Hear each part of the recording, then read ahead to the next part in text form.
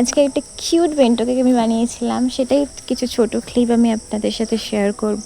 By the way, নমস্কার, আমি স্বাতী। আমার লোকেশন বারুইপুর। কেক প্যান্ডিস নামে একটা ছোট্ট হোম বেকারি চালাই। অর্ডার পারপাসে আপনারা আমার সাথে কন্ট্যাক্ট করতে পারেন।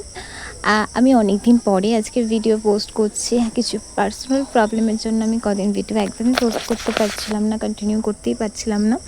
তো আজকের এই ভিডিওটা আমার এই কেকটা আমি বানিয়েছিলাম সেটা অনেক আগে, সেটাকেই আমি আজকে পোস্ট করব। তো এই ম্যাঙ্গো ফ্লেভারটা, এটা কাঁচা আম বানিয়েছিলাম আমি পার্সোনালি কাস্টমারকে রিকমেন্ড করি যে একবার হলেও এটা উনি ট্রাই করতে। উনি ম্যাঙ্গো ফ্লেভার বলেছিলেন, তো আমি এটা কাঁচা আমটা একবার ওনাকে ট্রাই করতে বলি আর উনিও রাজি হয়ে যায়।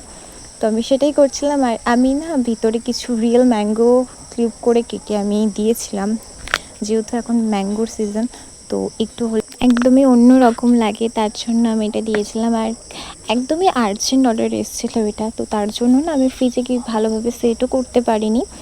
তো কিছুক্ষণ আমি ক্রাম কোটিং করে রেখেছিলাম, তারপরেই আমি একটা মিষ্টি পিঙ্ক কালার দিয়ে সেটা ডিজাইন করা শুরু করি।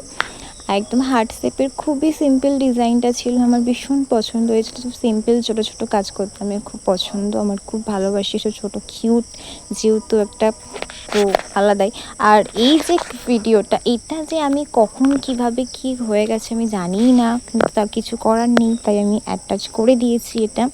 তো এটা আমার রেডি হয়ে গেছে। একদমই সিম্পল ছিল, খুবই সিম্পল আর খুবই সুন্দর লাগছিলো। ছোটো সিম্পল কেকগুলো দেখতে খুবই মিষ্টি লাগে, আর তারপর একদম মিষ্টি পিঙ্ক কালারের ছিল। তো কাজটা আমার এতটুকুই, আর কেমন কি হয়েছে তোমরা সবাই আমাকে প্লিজ জানিও।